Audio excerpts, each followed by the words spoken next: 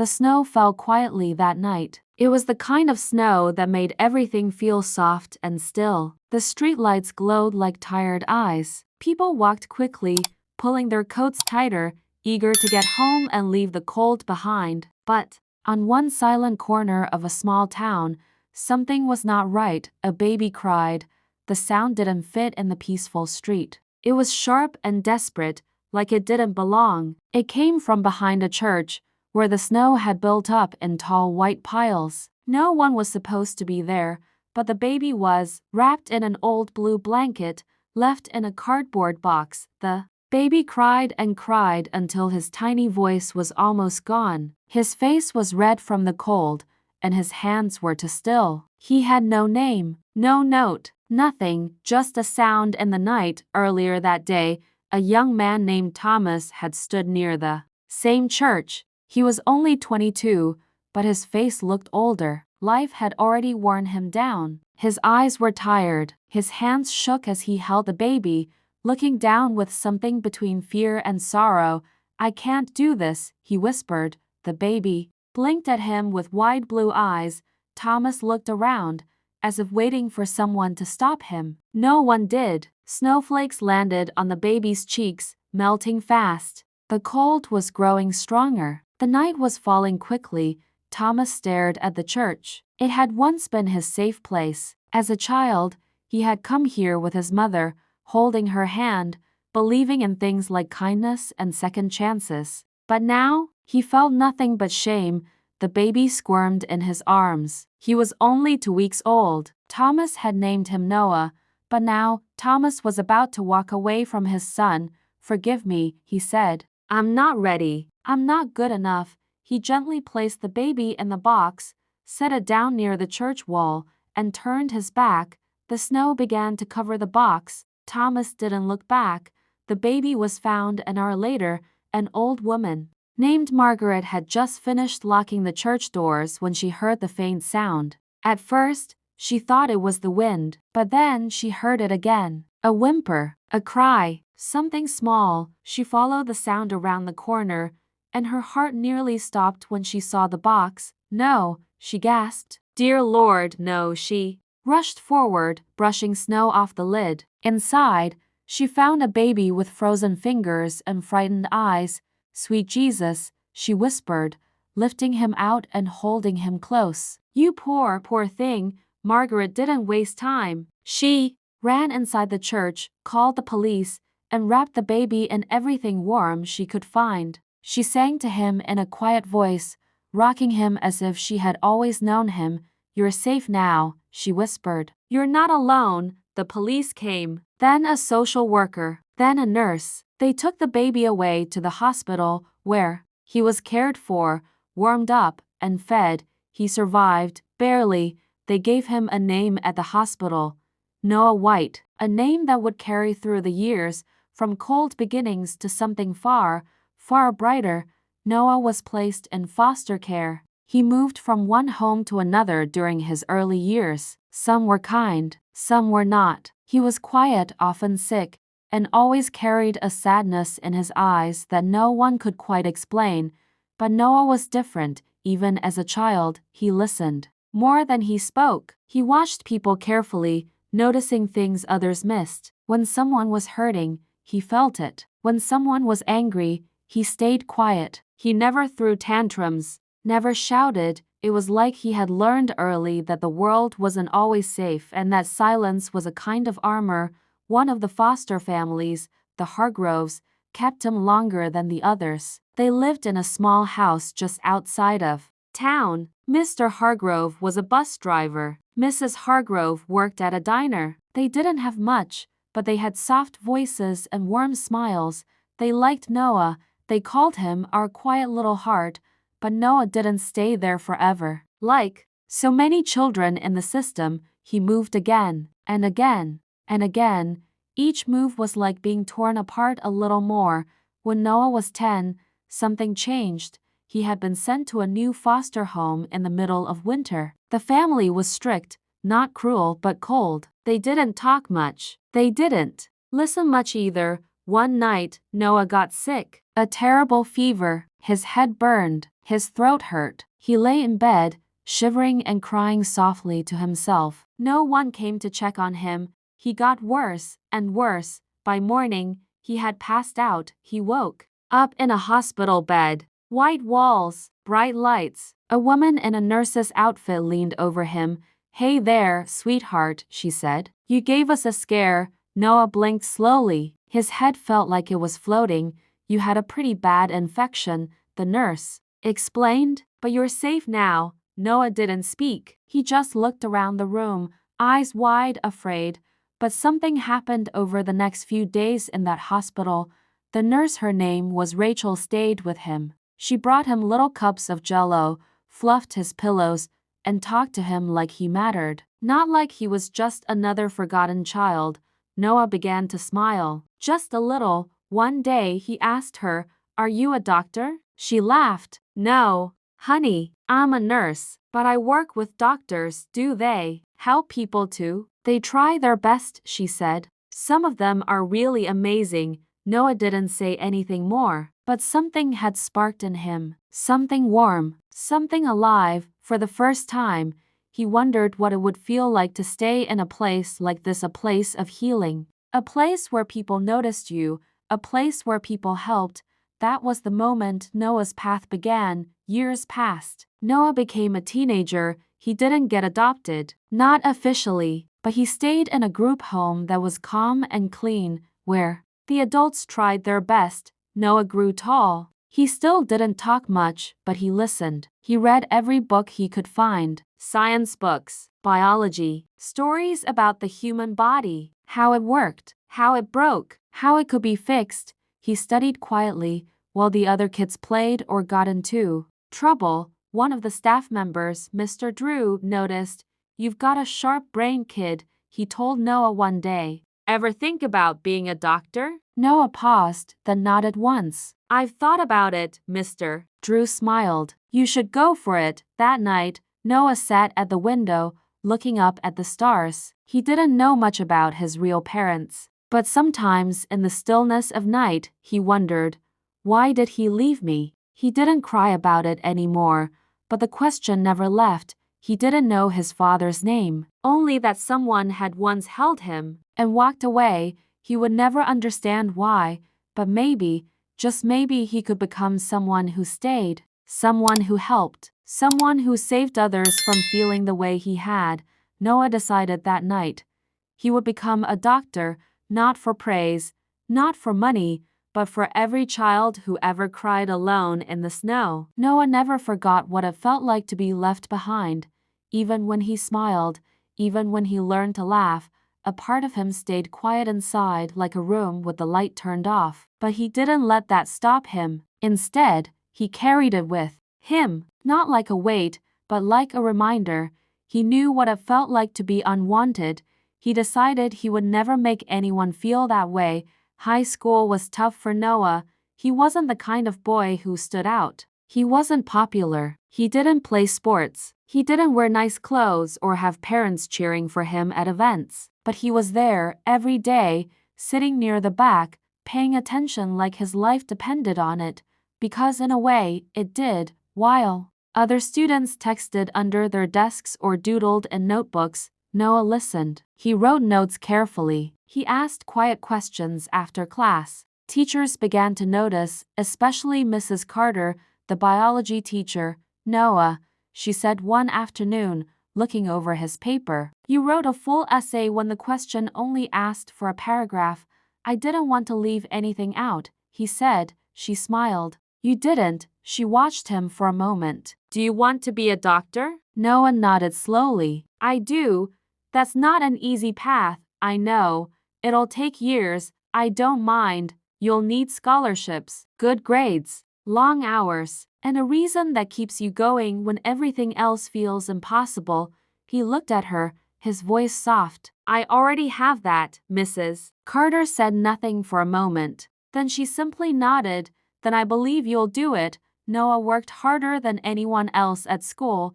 He stayed after class to study. He borrowed textbooks from the library and read them twice. He joined the science club, even though he hated speaking in groups. He took part in every free workshop or seminar about medicine or health. He volunteered at the hospital on weekends, pushing wheelchairs and bringing water to patients.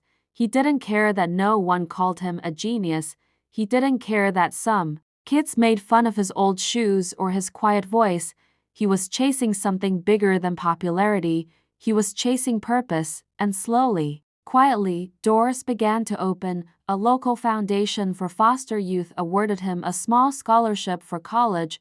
A retired doctor, who had met Noah during his hospital volunteer shifts, wrote him a strong recommendation letter. Mrs. Carter connected him with a program for low-income students preparing for medical school. Piece by piece, like a puzzle coming together, Noah built his future. One evening, near the end of senior year, Noah sat alone on the rooftop of the group home. The sky was purple with sunset. The wind was soft. He held a letter in his hands.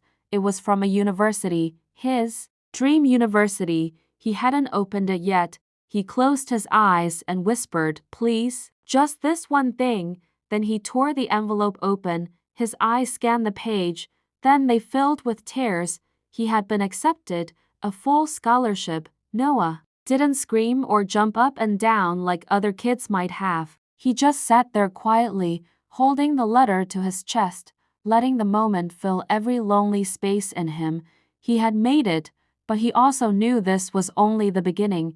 University was another world. The campus was huge. The classes were hard. The other students came from wealthy families, private schools, and polished homes. Noah felt like a stranger at first. He ate alone. He walked with his eyes down. He was afraid someone would ask about his family, but they didn't, and slowly, he found his place. He joined a study group. He started tutoring younger students in science. He became known for his kindness and patience. He didn't party. He didn't drink. He didn't waste time. He studied because this wasn't just about passing exams. This was about proving something, not to anyone else, but to the little boy he had once been cold, crying in a box in the snow. He wanted to make that boy proud. In his third year, something changed. Noah had started a part-time job at a local clinic. He cleaned rooms, took notes, and shadowed a few of the doctors. One of them was Dr. Emily Harris, a smart, no-nonsense woman who saw something in Noah. "You're not like most med students," she told him one day. "Because I'm quiet?" "No, because you actually care." Noah nodded. "I've been on the other side. I know what it's like to need help and not get it." Dr. Harris looked at him carefully. "That'll make you a better doctor if you let it." He worked under her for nearly a year. She became his mentor, guiding him through difficult cases, helping him understand not just the science of medicine but the heart of it. "How do you stay strong?" he asked her once. "When you lose a patient?" She sighed. "You don't. Not really. You just keep showing up, because someone else will need you tomorrow." Noah never forgot those words. One day, while helping sort patient files, Noah noticed something strange, a name, Thomas Whitmore. It was a name he had seen once many years ago, written faintly in a hospital file from when he was a baby. The file had been marked "Father unconfirmed." Thomas Whitmore. Noah froze. The file in his hands wasn't from years ago, it was from last month. Thomas Whitmore was a current patient. He checked the address. It was in the same city, not far from campus. His heart raced. Could it be his father? Still alive? Still nearby? Noah sat down, the file shaking in his hands. 1,000 thoughts rushed through his mind. He had spent his whole life not knowing who had left him, not knowing why. Now the name was right there. What should he do? That night, Noah didn't sleep. He sat at his desk, staring at the name on a piece of paper. The man had been treated for a leg injury, nothing serious, but his contact information was listed. Part of Noah wanted to throw the paper away. He didn't need answers. He had already built a life, a future, a name for himself. But another part of him, the part that still woke up from dreams of snow and crying, needed to know. Not for revenge, not for drama, just for truth. 3 days later, Noah stood outside a small apartment building on the edge of town. It looked worn down. The stairs creaked. A dog barked somewhere in the distance. He held the paper tightly in his hand. Apartment 3B. He walked up slowly, knocked once, then again. The door opened. A man in his mid-40s stood there, gray in his hair, tired lines on his face. He looked at Noah with confused eyes.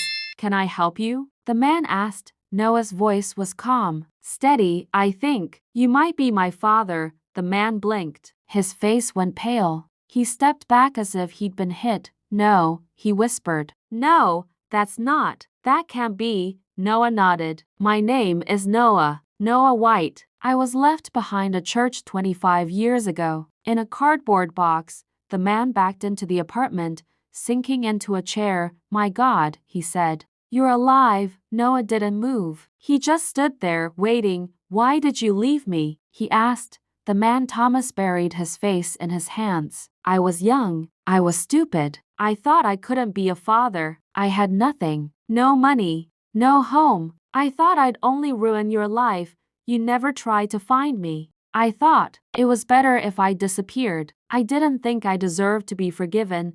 Silence. Then Noah said, "Maybe you're right." Thomas looked up, eyes filled with tears. "But I didn't come here to hurt you," Noah added. "I came here to tell you something." "What?" "I became a doctor." Thomas stared at him. "I took the life you left behind," Noah continued, "and I turned it into something good. I help people. I save lives. I did what you couldn't do. I stayed." Thomas wept, and Noah didn't cry. He just turned and walked down the stairs, out into the sunlight. The past no longer controlled him. The snow had melted long ago, and now he was walking into the life he had chosen for himself. Noah didn't tell anyone about meeting Thomas, not his professors, not his mentor, Dr. Harris, not even the kind counselor at the university who had helped him through difficult days. It wasn't a secret, it was just something private, something he had needed to face, and now it was done. He had no plans to see Thomas again. The man had given him life and left him. That part would never change. But Noah wasn't angry anymore. Not really. He just felt tired, but also free, like something heavy had finally been lifted. Now, it was time to move forward. Medical school was harder than anything Noah had ever done. The hours were long. The stress was real. The competition was sharp. Many students burned out or gave up before the finish line. But Noah didn't quit. He couldn't. He had already survived too much to stop now. There were nights when he slept in hospital chairs, his neck aching, his eyes dry. There were exams so difficult, they left him dizzy and sick with worry. There were days when he didn't eat, and days when he didn't smile. But Noah kept going, because every patient he saw reminded him why he was here. The scared little girl with asthma who couldn't breathe. He held her hand while the nurses worked, whispering stories to distract her. The lonely old man with no family who needed surgery. Noah sat with him during breaks, listening to stories from his youth. The young mother who cried over her cancer diagnosis. He brought her warm tea and stayed past his shift to make sure she didn't feel alone. His heart never quit even when his body wanted to. That's what made him different. Not just the knowledge, but the kindness, the heart. One day, Dr. Harris pulled him aside. "You've changed," she said. "How?" "You're more confident, more focused. You walk like someone who knows exactly who they are." Noah smiled. "I think I do." She handed him a file. "Then I think you're ready for this." It was a new assignment, his first solo project. As a final year student, he would be leading a case from start to finish under supervision. A young boy, 7 years old, heart condition. Scared and silent, Noah sat with the child for hours, not just asking questions, but playing with him, talking to him, learning his favorite color, his fears, his dreams. The boy's name was Max, and Max reminded Noah of himself, quiet, sad-eyed, carrying something heavy. The surgery was scheduled for the next week. Noah spent every free moment researching, studying, asking questions, going over every detail. He wasn't the lead surgeon, but he wanted to be ready for Max's sake. He wasn't just trying to be a doctor, he was trying to be someone Max could trust. The day of the surgery came. Max was brave, even when his lip trembled and his tiny fingers curled tightly into the hospital sheets. Noah stayed with him until the very last moment, holding his hand as they wheeled him into the operating room. "You'll be okay," Noah whispered. "I promise." The surgery took 4 hours. It was delicate, complex, but it was a success. When Max woke up, the first person he asked for was Noah, and when Noah came into the room, Max smiled a tired, beautiful smile. "You didn't lie," he said softly. "I never will," Noah replied.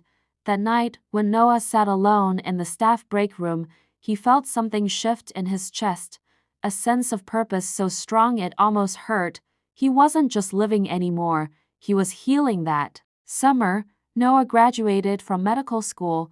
He stood on a stage in front of hundreds of people. The dean called his name, and the crowd clapped, but Noah didn't hear them. His ears were ringing, his heart was racing. He had made it after everything. He wore the white coat like armor, but also like a gift. It wasn't just cloth, it was proof that even a boy left in a cardboard box could become someone who changed lives. After the ceremony, he stood alone on the sidewalk, looking up at the sky. It was clear and blue, no snow, no storm. He whispered, "Thank you," not to anyone in particular, maybe to the nurse who found him, maybe to Mrs. Carter, maybe to every stranger who had shown him a little kindness when he needed it most, and maybe, just maybe, to the man who had walked away, because in a strange, painful way, that man had started this journey. Noah began his residency at a large hospital in the city. It was intense, busy, constant. Lives rushed in and out of the emergency room like waves. Some were saved, some were lost, some stayed with him long after their names were gone from the charts. But Noah stayed grounded. He didn't brag, he didn't boast, he worked, he listened, he cared. People noticed, patients asked for him by name. Nurses smiled when he entered a room. Other residents came to him for advice, even those older than him. He had become something rare in medicine, a doctor who hadn't lost his heart. One day, an older man came into the ER, chest pain, weakness, confusion. Noah was called to help. He entered the room, looked down at the chart, then looked up at the patient. He froze. It was Thomas, older now, thinner, weaker. His face was pale, his hands trembling. He hadn't seen Noah yet. His eyes were closed, his breath shaky. Noah stepped back. He told another doctor to take over the case. He didn't say why. He sat outside the room for an hour, unsure what to do. Thomas had no one listed as emergency contact, no one visiting, no one calling, just a man alone in the world. Noah stood up. He walked into the room. Thomas opened his eyes. He stared, then whispered, "Noah." Noah nodded. "You're a doctor." "I am." Thomas began to cry. "I don't deserve your help," he said. Noah sat beside the bed. "It's not about what you deserve," he said. "It's about what people need. You're sick. I can help. That's all that matters right now." Thomas couldn't stop crying. Noah stayed with him through the night. Thomas recovered after a few days. His condition wasn't as serious as they first thought, but he was alone. No family, no job, no future. Before he was discharged, he asked Noah for something. "Can I see you again? Just for coffee, just to talk?" Noah hesitated, then nodded. Maybe. He didn't promise, but he didn't walk away. It wasn't forgiveness, but it was a start. Months passed. Noah's name began to spread. He was offered a position in the pediatric wing working with children, which had always been his dream. He accepted. The first day, he walked into a room filled with sick kids, some smiling, some scared. He knelt beside one little girl who wouldn't speak. "Hi," he said gently. "My name is Dr. Noah, but you can call me the doctor with the softest voice." The girl blinked, then smiled. and Noah knew, once again, that he was exactly where he was meant to be, at the hospital's annual award ceremony. Noah was surprised to hear his name called. He received the Heart of Healing award given to a doctor who showed outstanding care and compassion. When he stood on stage, he didn't give a long speech, he just said, "Once, I was a child that nobody wanted. Now I get to be someone others can count on. And that's all I ever wanted." People stood up, clapped, some wiped tears from their eyes, but Noah, he stayed calm, humble, thankful, because he hadn't done this alone. Later that evening, outside the hospital, he saw a woman standing alone. She was holding a small boy's hand. The boy looked scared. The woman saw Noah and rushed over. "Doctor, he's coughing really bad. I don't know what to do." Noah knelt down, smiling softly. "It's okay," he said. "You came to the right place. Let's get him checked out." As he led them inside, the little boy looked up at him. "You're a real doctor?" he asked. Noah smiled, the realest kind. Noah was no longer just a doctor. He was someone children smiled at, parents trusted, and nurses leaned on when their own hearts were heavy. He had become a part of the hospital's rhythm, the soft, steady part that reminded everyone what they were really there for. Healing, not just curing. He worked 6 days a week, sometimes 7. He didn't take long vacations. He didn't travel. The only place he truly felt like himself was inside those pale hospital walls. It was strange. The same kind of building that had once taken him in as an abandoned baby had now become the place he gave everything back. One rainy Tuesday, Noah sat in the break room between rounds. He stared at a photo taped to his notebook, a picture of him and Max, the boy he had helped years ago during his final year of medical school. Max had sent him the photo in a card last Christmas with 3 words written in shaky kid handwriting: "You saved me." Noah smiled softly. That was enough. He didn't need awards. He didn't need attention, but he did need these moments, reminders that what he was doing mattered. Suddenly, his pager buzzed. "Emergency in room 14. Noah stood up, tossed his coffee, and moved quickly down the hall. Room 14 was in pediatrics. A 5-year-old boy named Oliver had collapsed at school. His mother brought him in, panicked and shaking. When Noah entered the room, she rushed toward him. "Please, please help him," she cried. He said he felt dizzy, then he just fainted. "I thought it was just a cold." Noah knelt beside Oliver. The boy was pale. His breathing was shallow. His lips had a bluish tint. Noah checked his vitals, ordered blood tests, and called in a specialist. His voice was calm. His hands were steady, but inside, he was afraid.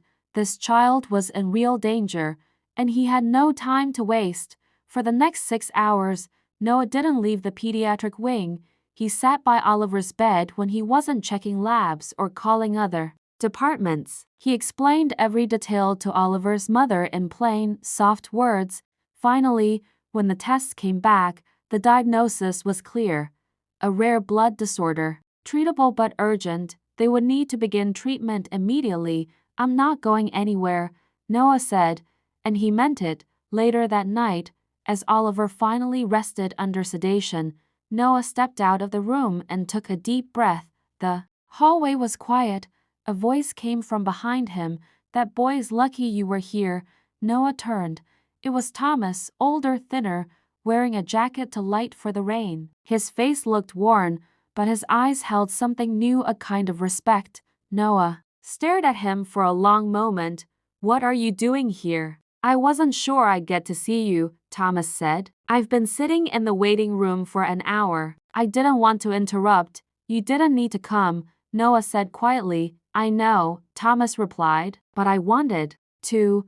Noah folded his arms, not out of anger, but to keep his feelings from slipping out too easily. Thomas looked at the room Noah had just come from. "Saving another kid?" Noah gave a small nod. "Trying to," Thomas smiled sadly. "You're better than I ever was." Noah didn't answer. "I've been going to meetings," Thomas added. "AA. Trying to get clean. I've been sober for 5 months." "Good," Noah said. I still don't expect you to forgive me. I didn't come looking for forgiveness, Noah replied. I came for answers. I got them. That's enough, Thomas nodded slowly. Then he reached into his coat and pulled out a small envelope. I found this, he said. It's from the day I left you. I wrote it, but I didn't leave it in the box. I couldn't. I was too ashamed. He handed it to Noah. Noah didn't open it. Not right away. I won't stay, Thomas said. I just wanted to give you that. I won't bother you again. And then he turned and walked away, disappearing into the hallway. Noah stood there for a moment, staring at the envelope. It was old, yellowed at the edges. His name, or the name Thomas had planned to give him, was written in messy ink for Noah. He slipped it into his coat pocket and walked back into Oliver's room. At home that night, Noah sat on his small couch in the quiet of his apartment. He didn't own much, just a bookshelf, a coffee maker, and a few framed photos of kids he had helped. They were reminders, not trophies. He finally opened the envelope. The letter was short. It read, Noah, I don't know if you'll ever read this. I don't know if you'll live through the night. But if you do, I want you to know that I never stopped loving you. I left because I was weak, not because you weren't worth it. I hope one day you find someone who stays. I hope you become someone better than me. I'm sorry. I'm sorry. I'm sorry. Your father, Thomas. Noah sat for a long time, staring at the paper. He didn't cry. He just folded the letter and placed it inside the photo frame with Max's picture, not because he forgave Thomas, but because that pain, that loss, had shaped the person he had become, and that person. He was proud of him. 2 weeks later, Oliver was running again, laughing, coloring on the hospital walls with crayons and stickers. His mother hugged Noah tightly before they left. You saved my son, she said. You brought him in. Noah replied, you didn't wait. You did everything right. She nodded tearfully. Still, thank you. You'll never understand what this means. Noah smiled softly. Actually, he said, I think I do. Time moved forward. Noah continued working, teaching, and leading. He started a support group for children in foster care who were being treated in the hospital. He used his own story to help others heal. He never made a big deal about it, but word spread. The doctor who had once been abandoned, the kid who grew up to become hope. People asked to interview him, write about him, invite him on talk shows. He turned most of them down. He wasn't in this for fame. He was in this for the kid who cried alone in the night, the kid who had been him. But one invitation caught his eye, a letter from a local community center, the same one where Thomas had started attending AA meetings. They were hosting a charity event for foster youth. They wanted Noah to speak. He almost said no, but something inside told him it was time to stand in front of the storm that had once broken him and show it he was still standing. He agreed. The night of the event, the room was full. Kids, social workers, volunteers, former foster parents. Some remembered him from years ago. Others had only heard the story. Noah stood at the microphone, nervous at first. Then he saw Max in the front row, waving. He saw a little girl in foster care clutching a teddy bear. He saw Thomas, standing in the very back, head low. And Noah spoke. I don't remember the first words I heard in life. I don't remember the snow that night, or the hands that left me behind. He paused, but I do remember the hands that picked me up. He told them about Margaret, about the nurse, about Mrs. Carter, about Dr. Harris, about every hand that helped him find his way, and finally, about the child inside him who never gave up even when the world seemed too big and too cold. He ended with one line, I was left behind, but I chose to move forward. The room went silent, then came the applause, and then came the tears. Noah stepped down from the stage, hugged 3 foster kids, shook hands with 5 adults, and finally turned to leave. When a hand touched his shoulder, he turned. Thomas stood there. He didn't speak, but his eyes said everything. Noah gave a small nod. It wasn't a reunion. It wasn't a perfect ending. it was just a beginning. It was a bright morning. The sun poured through the hospital windows, warming the white walls and making the floors shine. Outside, children ran across the grass courtyard. Inside, laughter echoed from the pediatric wing. Noah walked the hall with quiet steps, as he always did. He carried a small notepad in his coat pocket, not for work, but for thoughts, things he wanted to remember. Lessons, names, promises. He had been working here for nearly 5 years now, and every single day, he showed up the same way. Calm, steady, and kind. Everyone knew him. The patients, the staff, even the janitors and security guards. Not because he tried to stand out, but because he always showed up, always. That was his gift. He stayed. On a Friday morning, a new intern named Leela joined the pediatric team. She was young, nervous, and too eager to speak. On her first day, she dropped a tray of paperwork and nearly cried.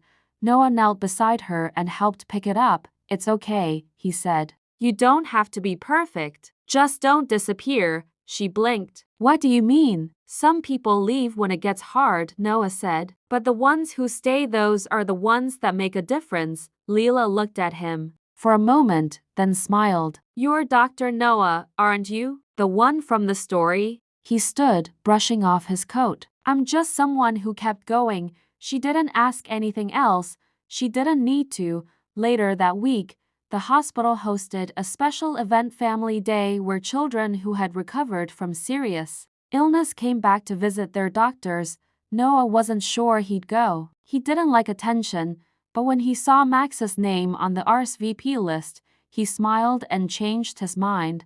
That Saturday, the hospital courtyard was filled with balloons, music, and bright laughter. Former patients ran across the grass, dragging their parents by the hand. There were hugs, tears, and thank you cards. Noah stood quietly near the corner, hands in his pockets. Max spotted him first. "Dr. Noah," he shouted, now a tall 11-year-old. With freckles and messy hair, Noah knelt, opening his arms. Max ran straight into them. "You came," Max said, beaming. "Of course I did." Max held up a drawing. "I made this for you."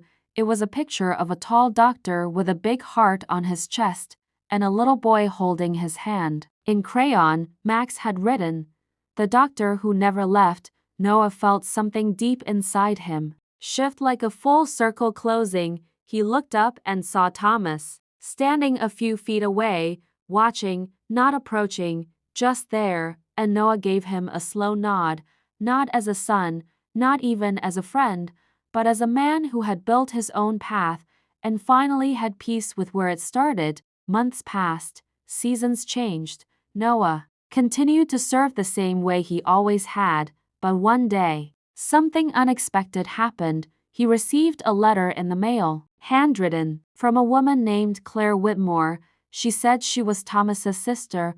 Noah had never heard of her. The letter was gentle and short. "Dear Noah, Thomas passed away peacefully last week. He had been sober for over a year. He often spoke about you, not with pride, but with awe. He said he didn't deserve to be called your father, but he was grateful just to know you existed in his final days. He asked that I send you this." Enclosed was a photo. It was of a younger Thomas, holding a newborn baby wrapped in a blue blanket. The date on the back read, January 10, 2000, the day Noah was abandoned. Noah sat on his couch, holding the photo gently. He hadn't expected to feel so much, but he did. He felt grief, not for the man Thomas had been, but for the man he could have been.